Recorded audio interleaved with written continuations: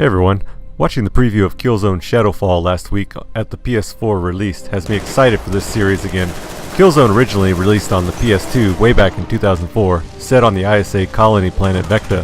Killzone 2 was released on the PS3 in 2009 and involved the ISA launching an attack on the Helghan homeworld to kill the Helghast leader. And Killzone 3 wrapped up the current series in 2011. Still set on Helghan, the Helghast, even though leaderless, have mustered a counterattack. The next release, Shadow Fall, is set to release in late 2013 along with the PS4. According to the game director Steven Terheid, it features a new world, a new situation, and a new hero. It is reported the game will be set 30 years after the first games. Vectans now live side by side with the Helghans, although portions of the city are divided like Berlin in the Cold War and tensions remain high. Looking forward to the new release, I wanted to reflect on the strengths of the previous games, but also some comments on some desired enhancements. One of the defining characteristics of these games was the bleak and devastated Helghast homeworld, clouded with dust, acid rain, and violent storms. The game renders this art direction brilliantly, clearly distinguishing it from other shooters. The grays and dim colors did seem, however, overdone on Killzone 2, and for Killzone 3 additional colors were added to the palette to support new environments. Looking forward, it appears from the initial footage of Shadow Fall that there are crisp and bright cityscapes, but also the harsh and chaotic views of the war zone that harken back to the Killzone we are more familiar with. The brutal melee kills add variety to basic melee kills with several different animations possible, and it made the conquest of your victim worth the risk. It is good to see this will continue in the next game.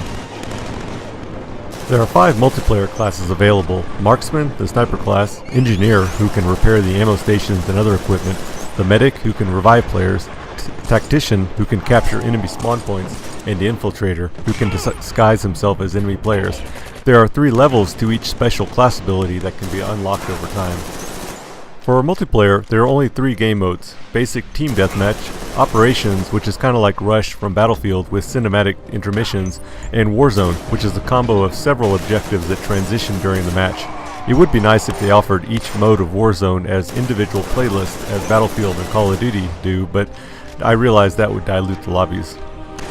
Those coming from Call of Duty will notice the lack of score streak rewards. However, the game does offer special ribbons with perks as you amass points. For example, the Faster Aim perk. These stay active until the game ends. They aren't permanent across sessions, but at least they don't time out within a particular game. An issue I've had with multiplayer is the relative lack of weapon variety, at least compared to other modern shooters. I know these weapons are all fictitious, but it would be nice if Shadow Fall increases the possible loadouts. Killzone 2's multiplayer felt relatively sluggish compared to other shooters, and it was sped up a bit for Killzone 3, but they both ran at 30 frames per second.